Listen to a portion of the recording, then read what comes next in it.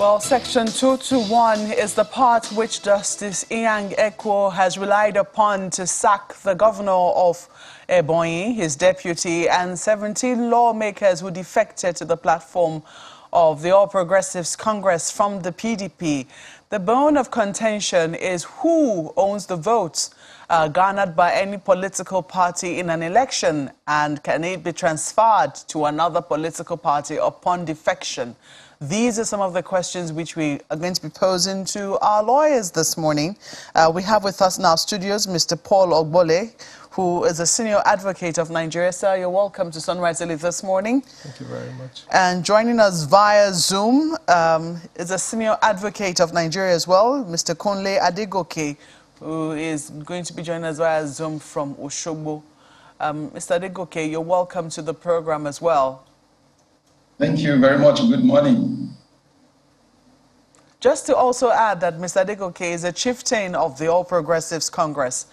So let me ask you, Mr. Ogbole, who's here with me in our studios, what you made of that, because according to my colleagues who covered that case in court, they said nothing in the court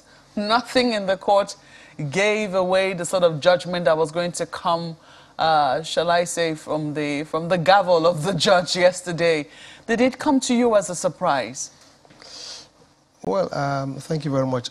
In most cases, when cases are before courts of law, you cannot really for sure predict where it will go.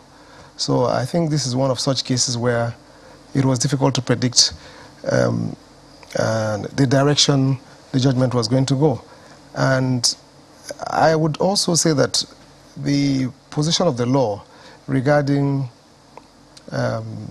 defection of candidates, particularly in the executive, is not entirely very settled.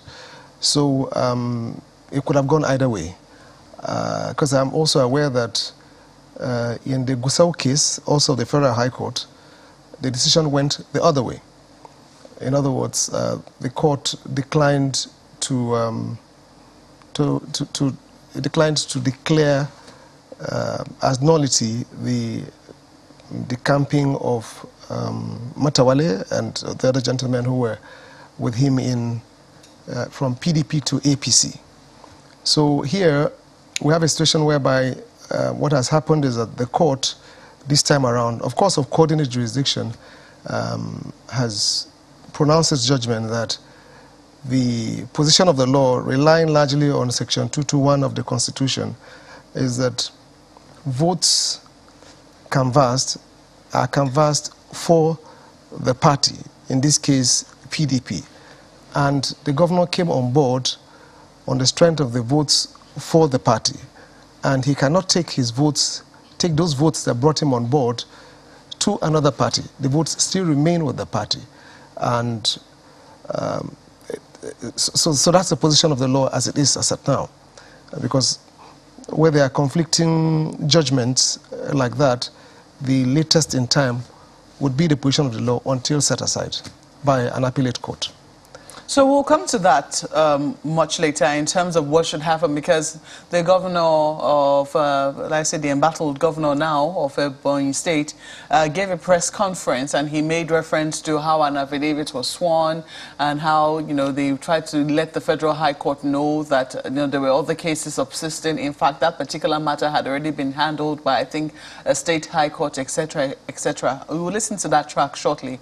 But what I first of all want us to do is just set to look at the case on its merit in terms of, you know, whether there was anything there in the very first instance. Because some people argue, I mean, you just said it's not a settled matter in law. You know, apart from this issue of defection, are there other cases which also, you know, give credence to the fact that political parties own this vote? Some people would refer to Kogi, what happened in Kogi, and perhaps Supreme Court judgment, even though we've been told that that was a one-off. I don't know how that works. What happened in Rivers when... The Amechi case. Exactly, the Amechi case. So do these also lend credence to the judgment which Justice Inyang Ekwo gave yesterday? Well, I think the authority upon which this judgment is based is largely Section 221 of the Constitution, which talks about votes belonging to the party. Relating it also with the case of Amechi, if you recall, Omehia became the candidate when Amechi was, I think, either disqualified or removed as candidate at some point in time. But at the end of the day, Omechi won the election, and the court declared that the votes were for Amechi, who... Omehia won the election, yeah. He won the election, and then the votes were declared to have been for Amechi because he was the validly nominated candidate of the party, resting this argument on Section 221 of the Constitution. Now, in the case of... I'm aware that there's an attempt at the Electoral Act Amendment of 2020, Section 141, if I recall exactly, that talks about, you know, participating in the entire processes of the case of the election to give you the vias to challenge and also to qualify to be a candidate. But that is the act, not the Constitution. And generally, the Constitution is superior to the act. Now there's an amendment to the Act, which is, there's already an amendment to the Act, the 2022 Act, and there's also an attempt at a further amendment. So some of these things they're not totally settled. I believe in the days ahead, we will know, because the National Assembly is still, the issue of the amendment to the amended Electoral Act is before them, and I'm aware that the court already has stated that there should be a stay, I mean an interim order of court that parties should maintain some status quo ante bellum, so that pending the hearing of the motion or notice, which is still pending, so I wouldn't want to go into that. But basically, the strength of the judgment, it derives its strength largely from the provisions of the section of the Constitution, the Amechi case, the case against Bello, that's a Falake case of Bello in Kogi State. These are strong wickets upon which that judgment is rested upon. And that's just the judgment. The judgment of yesterday, yes, of Justice Eko. Let me bring. But I would admit that all we see for now are snippets in the media. So a fuller understanding of it will be when the judgment is made available, the proper judgment is made available, and when you glean through it properly, you will have a better positioning of the matter. Well, I would like to read out Section 221 for our viewers. It says, no association, and it's the section that talks about political parties. It says, no association other than a political party shall canvass for votes for any candidate at any election or contribute to the funds of any political party or to the election expenses of any candidate at an election. That's what Section 221 of the Constitution says. So let me take this to our guest in Oshogo. I'd like to ask you, is this a rather broad interpretation? Because it doesn't say anything about defection. Is this a rather broad interpretation of this particular section of the Constitution? Thank you very much. I have considered the provision of the Constitution in issue, and one will realize that the mode of interpretation of the Constitution must be one that will take into consideration a holistic approach and not an individual consideration of a particular provision of the Constitution. The interpretation by the court with respect to votes being only capable of being canvassed by a political party is not talking about a situation other than canvassing for votes from the general populace. And to that extent, it is basically saying that an association that is not registered as a political party cannot canvass for votes from the populace. The implication here is that it's only a political party that can print manifestos, go to the people, and call upon them to vote for not that political party simpliciter, but for the candidates of the political party on which platform the candidate is running. Any other interpretation that will go beyond this, except in such circumstances recognized by the Constitution itself, will be out of the way. Equally, any other interpretation that will not be in accordance with certain decisions that the court has recognized may not be consistent with what the contemplation of the Constitution is in this instance. To a large extent, I believe that the interpretation placed on Section 221 by the Federal High Court is not consistent with the intent of the draftsman of the Constitution in this instance. There are a few key questions, sir. I'd like to first of all ask you whether or not, that also applies to the lawmakers. Because some people, I think they say that the Constitution is clear in that respect with regards to what should happen to lawmakers who defect from political parties, except in the situation where there is a division. And some people have extended it to say at the national level of their political parties. So the governor, his deputy, and lawmakers, 17 of them were sacked from office by this judgment. Would you say that the judge was correct in the judgment, at least which applies to the lawmakers, which is clear enough? We need to look at the judgments critically. However, where the requirement of the Constitution is met with respect to the lawmakers, the decision of the Federal High Court may be correct. However, where the decision is not consistent with what the Constitution has stipulated with respect to circumstances in which a defecting member of the Parliament can vacate his seat, then that decision will not be correct. Let me explain further on this.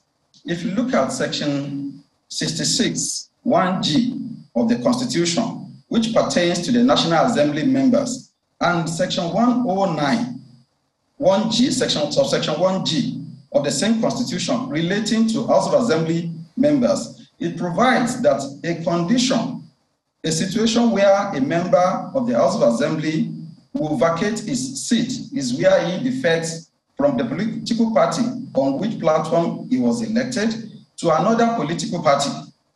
However, there is a proviso to this, provided that there isn't a division in the party that he defected from. And such division in the party has been interpreted by the Supreme Court in Abegunde and Ondo State House of Assembly to be such division that will be national in character, and not that maybe there is a division at the ward level or at the local government level, and not even at the state level. That the party is divided in its leadership at the state level would not be a justification for a member of the Parliament in the House of Assembly or National Assembly to defect from the party on which he was elected. Where there is a division at the national level, then the Constitution recognizes such a situation as allowing a member to defect from the political party. Or equally, where that party, where he was elected, merges with another political party duly recognized and registered by INEC, then it cannot be a ground for him to vacate his seat as well. In this instance, insofar as the lawmakers defected to APC, once it is established that there is a division at the national level of PDP that would justify such a defection, then they are good to go. Once there is no such division at the national level, then the decision of the Federal High Court will be faulted. My status as a member and chieftain of APC notwithstanding, I must give a correct interpretation as laid down by the law. And that is why I feel that there is much more trouble for the House of Assembly members and a greater stake for them to surmount than the governor and the deputy governor. With respect to the provision of the Constitution relating to the president, vice president, governor, and deputy governor, there is no such provision that the president or vice president or governor or deputy governor shall vacate his seat if he defects from one political party to another. And these have been settled by the Supreme Court in AG Federation, Attorney General of the Federation, and Atiku Abubakar.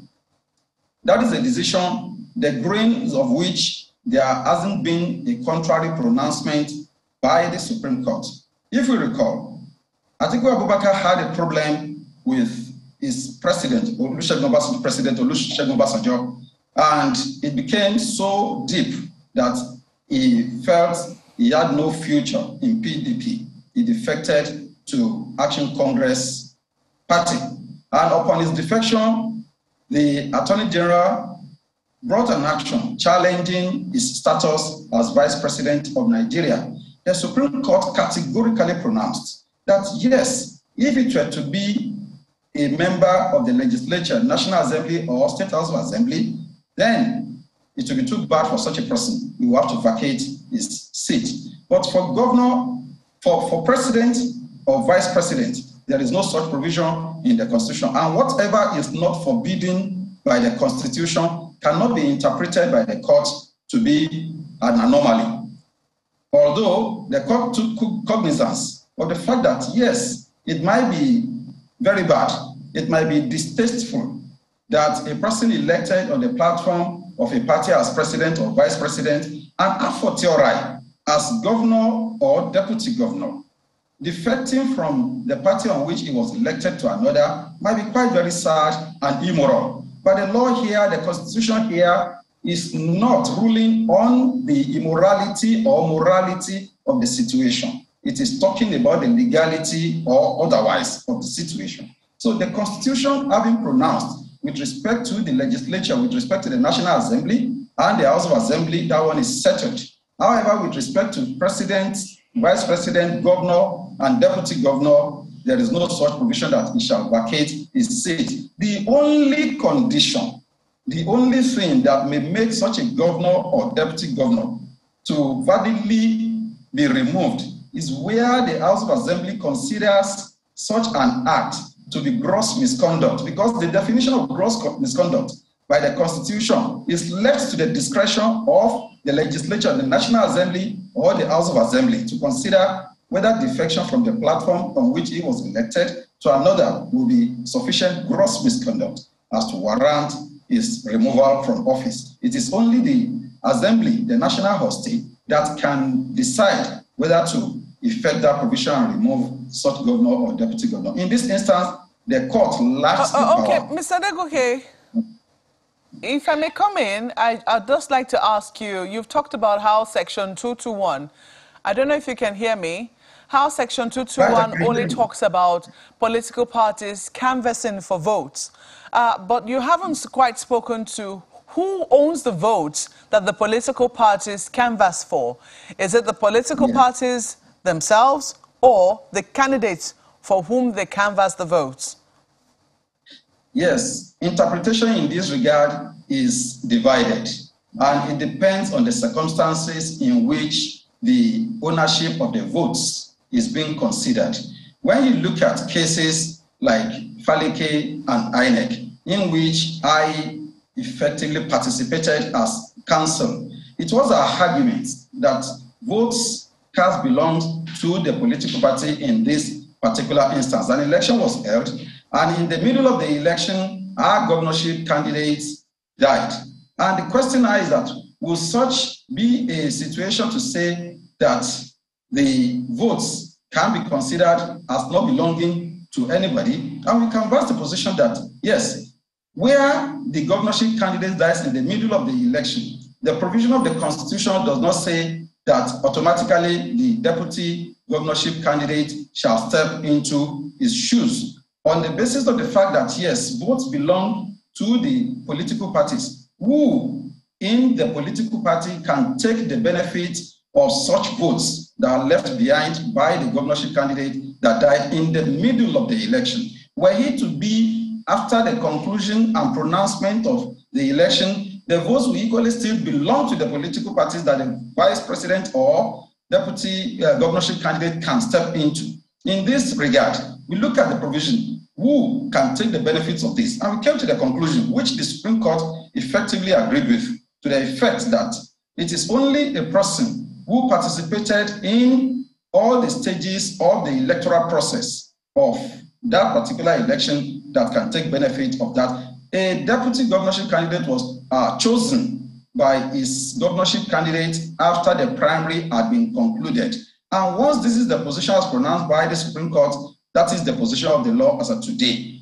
However, in situations where, for instance, in Amechi and INEC, where the Supreme Court pronounced that the votes belong to the political party, and on that basis, PDP Amechi could inherit the benefit of that particular election and be sworn in as governor. That was prior, because the Constitution does not provide for all the gamut to the process of an election into a particular office. It left a lot of duties to the National Assembly to perform by enacting relevant acts that will govern such electoral process. So once the Supreme Court pronounced that, the National Assembly exploited the provision of the Constitution that gave them the powers to enact laws, and thereby enacted Section 141 of the 2010 Electoral Act, stipulating that if you did not participate in all the process, in all the stages of the election, you can be sworn in as the winner of that particular election. And that is good to that particular extent. Each case must be utilized, must be interpreted based on the circumstances in which it was pronounced. Now, let us look at the case of CPC and Ombugadu. In that case, the Supreme Court was quite categorical that yes, votes will belong to the political parties. Okay, I'll have to interrupt you, I'm afraid. I'd like to also get the thoughts of Mr. Wole on that, whether or not he agrees with you. Do you agree with him? I agree with him on his exposition on the judgments of Faleke, as well as Amechi, and then the provisions of Section 221. The Atiku case he cited came earlier in time than the Amechi case. So irrespective of the provisions or the pronouncements of the Supreme Court in the Atiku case, the Amechi case came, and the Supreme Court, the same Supreme Court, was of the view that the votes have votes for the party. And that was re-echoed again, gladly he participated in that case, in the Faleke case. So those two cases and the provisions of Section 221 of the Constitution, of course the Constitution overrides where there's a conflict, the Electoral Act. It is on the strength of these provisions that the judge, my Lord Justice Ekwo, had the vials and the strength to arrive at that judgment. And I still think that is a very, very good judgment. He thinks it needs to be taken on a case-by-case basis, because even the Supreme Court, it would seem, has not been consistent in terms of the verdicts it has given in some of these cases. Well, generally, there are precedents that, that govern subsequent cases. But, of course, those precedents must also be related to the line of the facts of the particular case. So, yes, cases would differ. So the peculiarities of a particular case will determine, to what extent you can apply a precedent. So, in this particular case, it is fairly novel. Like I said, the law is not entirely settled on this matter. It's not a silver bullet that you say it answers all questions. So the law is not entirely settled. And I do know that they will still proceed on appeal. The last is not heard of this matter. It will go all the way to the Supreme Court. And at that point in time, we can say, okay, look, this position of the law is settled. But as it stands today, I see it as a good judgment. And that is the judgment of the land as of today. Let's take a break at this point. We'll be back shortly to discuss other matters, other issues surrounding this particular matter. Please stay with us.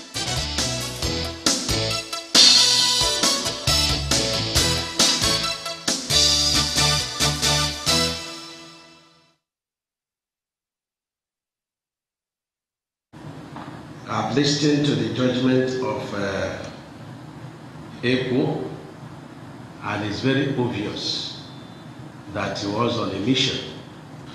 He was making all efforts to overturn the rulings of the Supreme Court and appeal courts on issues like this. We have had the rumors before now that he was determined to give judgment against all known laws and the Constitution, first to embarrass APC, two, to embarrass the federal government. For me, I do not feel worried, but I feel so sorry for the judiciary. The executives may have problems, the legislature may have problems, but the moment justice could be purchased, then we are in trouble in this country. And the ruling this afternoon is a clear evidence that this country is in trouble.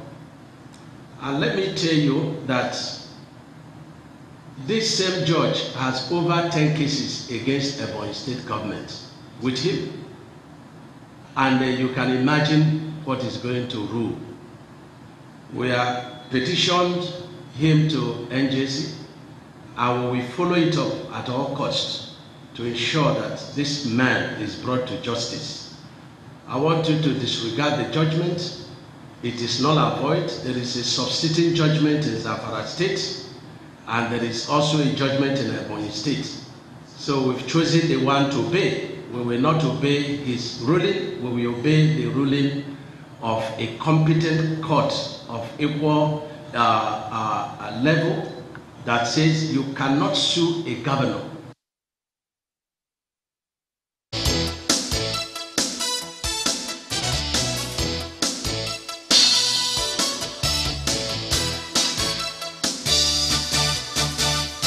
Well, Governor Dave Ebonyi is speaking there in the aftermath of the judgment. Well, let me ask Mr. Degoke, because the governor was quite categorical about the next line of action. But is it right for him to say, I want you to disregard the judgment, it is null and void, saying there's a subsisting judgment in Ebonyi and Zamfara State? And then he went on to say, we have chosen the one to obey, we will not obey this ruling. So I imagine he's referring to the one in the High Court in Ebonyi State and this particular one, saying that the High Court, in the Ebonyi High Court, will be obeyed and this one will not be obeyed. Is that right?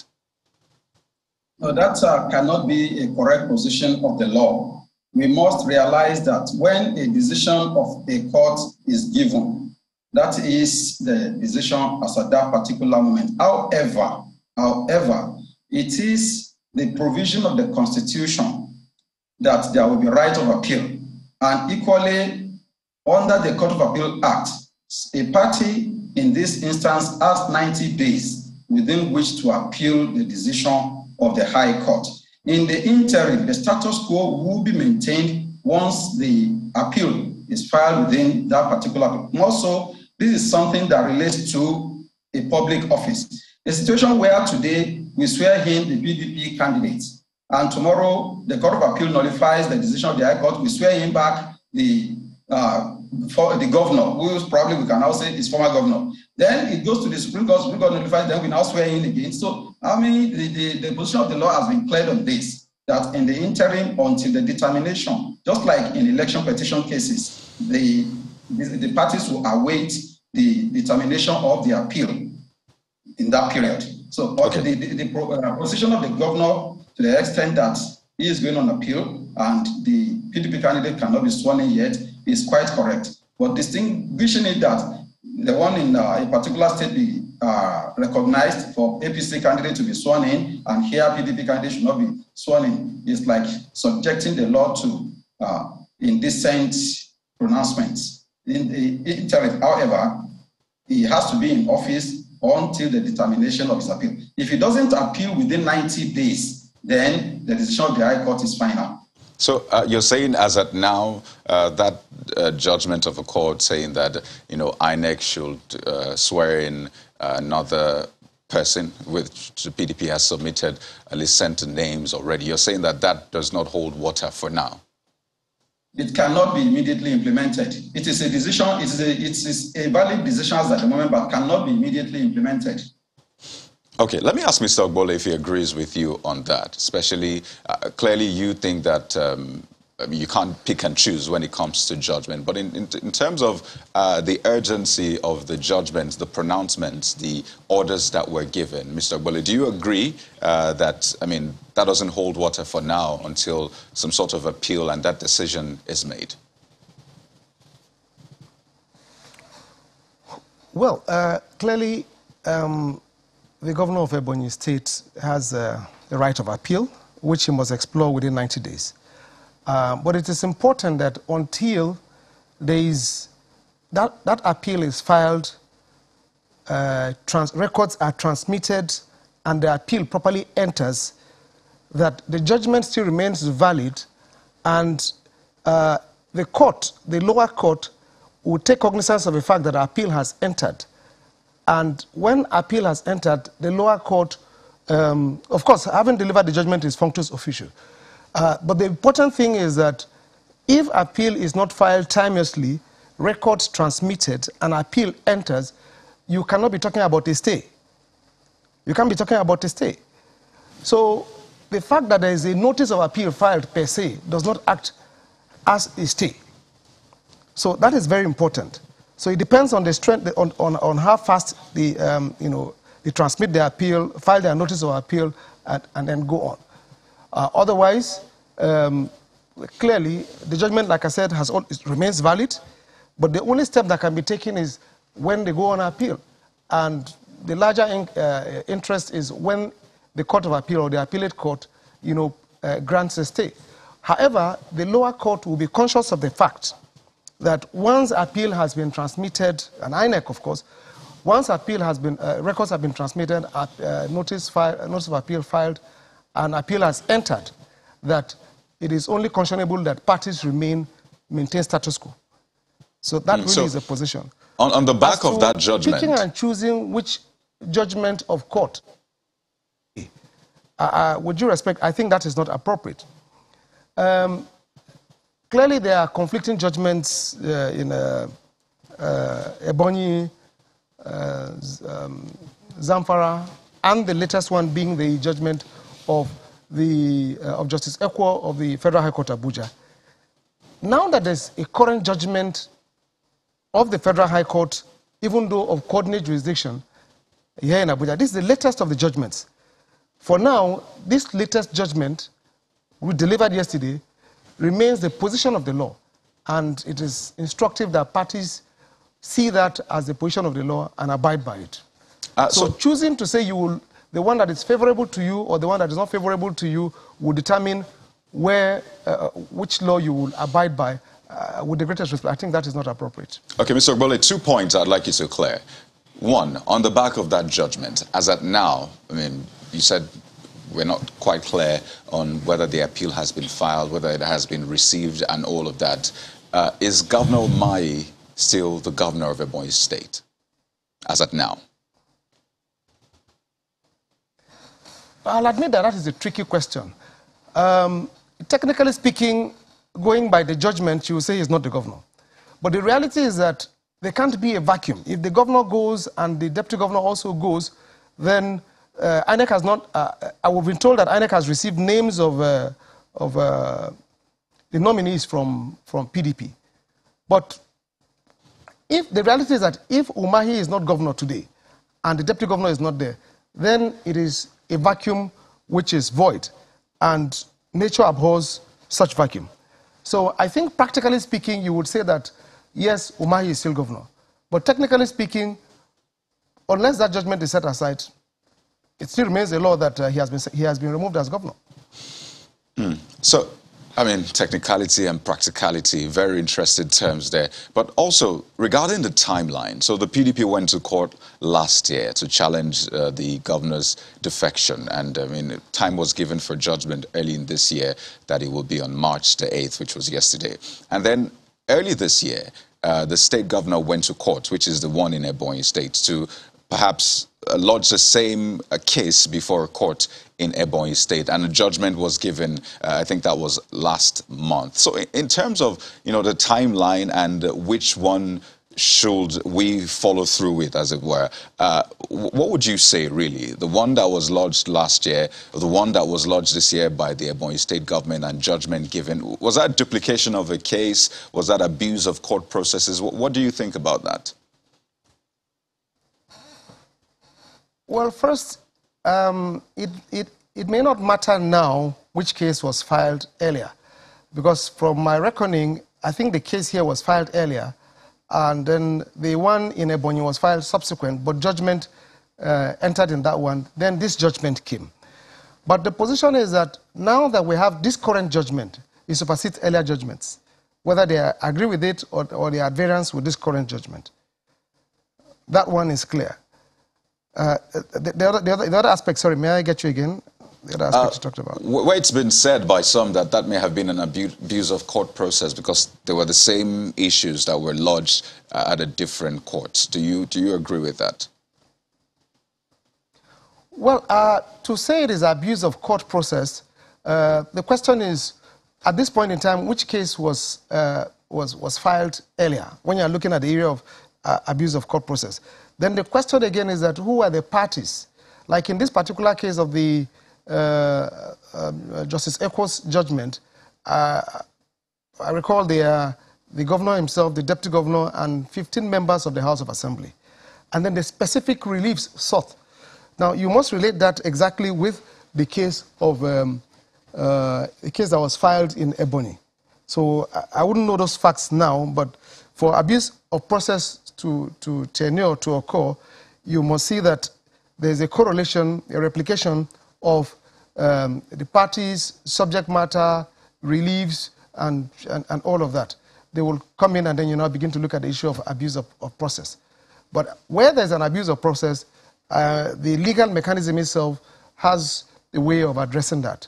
I listened to Governor Umahi talk about petitioning to the NJC and and things like that. Well, it's a right of anybody to file a petition against. But the appropriate thing is actually file your appeal. Okay. If you are in disagreement with the judgment of court, file an appeal, and then you go through the entire legal process all the way to the Supreme Court. Okay. So if at every judgment, if you are dissatisfied with every judgment, and the first thing to do is to cast aspersion on the judge and the judiciary, and so what the man who is, suppose you are victorious at the Court of Appeal, then you begin to praise the Court of Appeal. And then if you are not victorious at the Supreme Court, you again begin to condemn the Supreme Court. I think what is important is let us just await the entire legal process. Okay. Well, let me ask Mr. Adegoke this next question. Well, Markwe did say earlier, just before we took the break, that we look at other issues surrounding this particular judgment. And one of them is something that Governor Umahi mentioned, where he said that you cannot institute a case against a governor. Section 308 is clear on that, and the people that are involved. And the Constitution says no civil or criminal proceeding can be instituted against a governor, a deputy governor, president, or vice president. In this case, and as it stands, what kind of proceeding would you call this? Right. The provision of the Constitution provides immunity for the president, vice president, governor, and deputy governor. And the immunity is to the extent that while in office, they cannot be sued in personal capacities. Now, the action in this particular regard was brought against the governor and the deputy governor for an act they did, which the petitioner, the plaintiff, PDP, felt was wrong. And on that basis, they were being sued not just as officers in power, as a nominal party, as recognized by Section 308 of the Constitution, but rather they were being sued in personal capacity. The immunity in this regard is being trampled upon by the plaintiff. And for the court to go in line with that, it means that the court was not cognizant of the decision of the Court of Appeal in Ejura and Idris. This is a case that originated in Kogi while Governor Idris was the governor. And the plaintiff in that case brought an action by originating summons for the removal of the governor. And the Court of Appeal was quite categorical about it. You cannot bring an action by originating summons to remove a governor. The Constitution is well spelled out on the conditions and circumstances when a governor can be removed from office. One of such is not when he defects from the party on which he was elected into another. So there is no basis for PDP in this instance to sue at the Federal High Court in Abuja to say remove the governor for defecting from our party to another because we are the owners of that of the votes that brought him into power. The Constitution does not recognize such a right of action. The only thing they could have done would be to proceed to the House of Assembly and challenge the defection of the governor and say that, look, remove this man, where the House of Assembly is equally complicit of a similar thing and will not be a good judge in its own cause or a cause similar to its own misdeed. Then what what PDP can do in that instance is to bring that action they brought against the House of Assembly members of Ebonyi.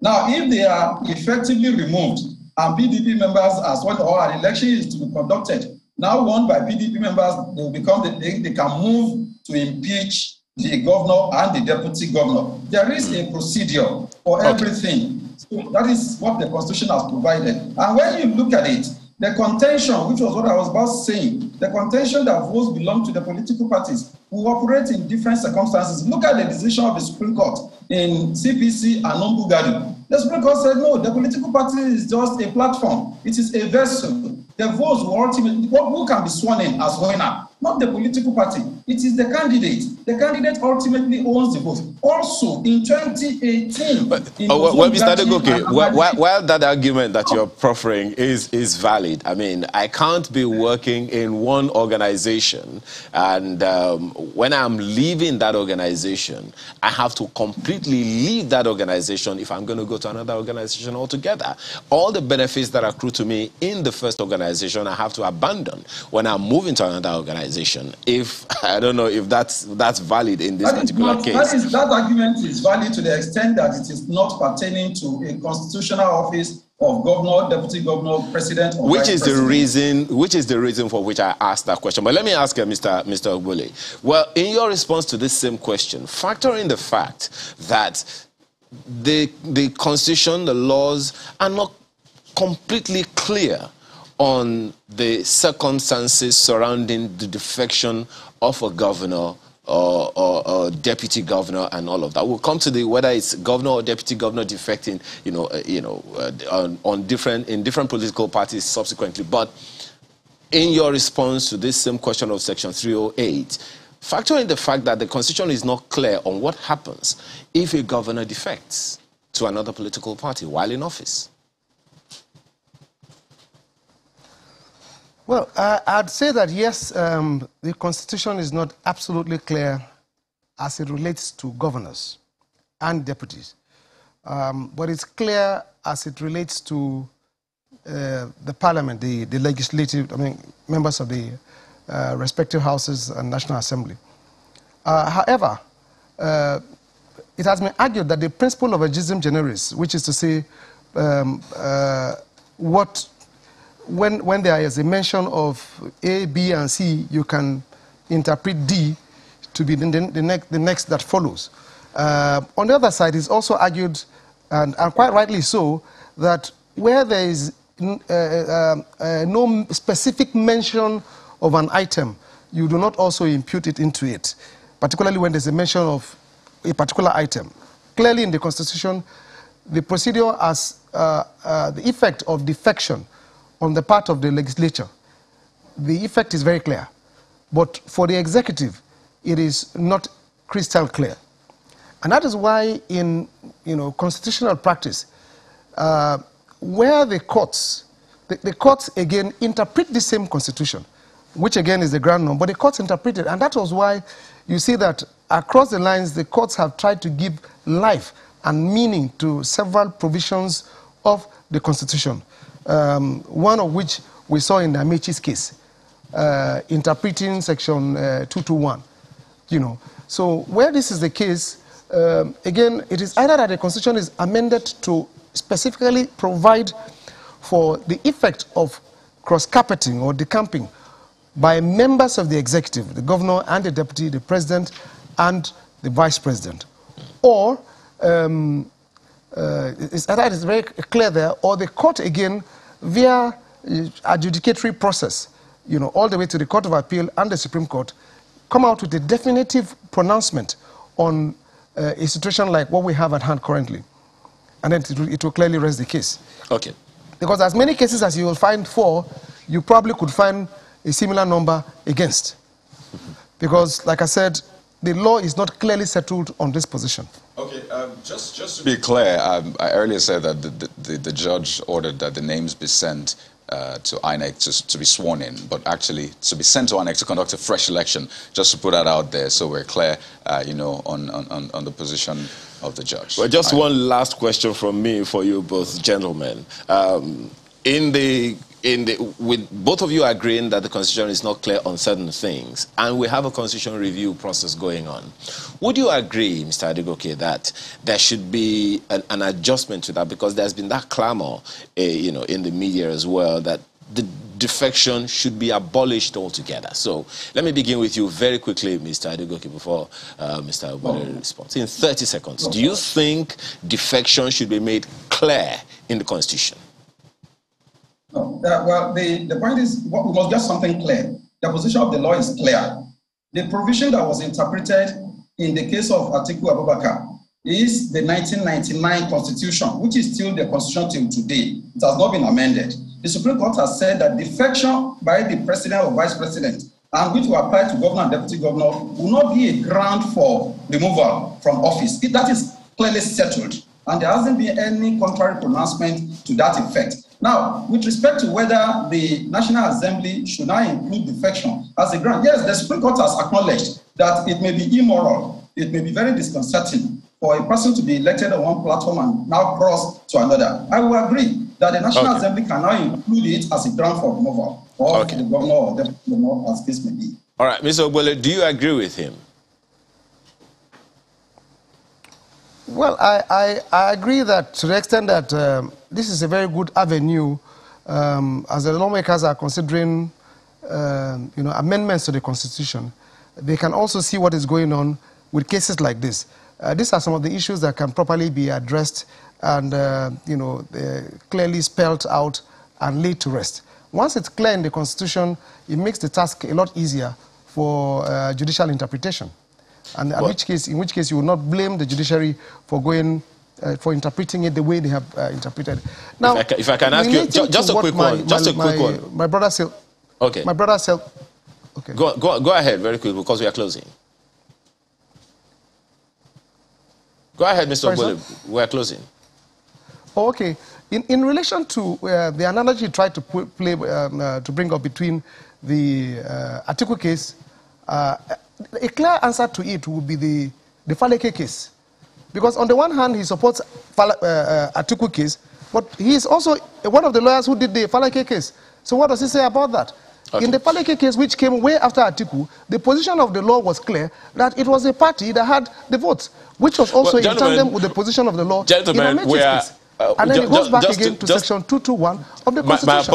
My apologies, we've completely run out of time. But you know, we have to adjourn this case. We have to adjourn this sitting. We're an intervention organization. Okay, we have to thank you very much for being a part of this conversation, gentlemen. Paul Ogbole and Kunle Adegoke, both senior advocates of Nigeria. Thank you so much for your time and your perspectives this morning. Thank you very much. Okay. Well, we take on another issue right after now. Stay with us.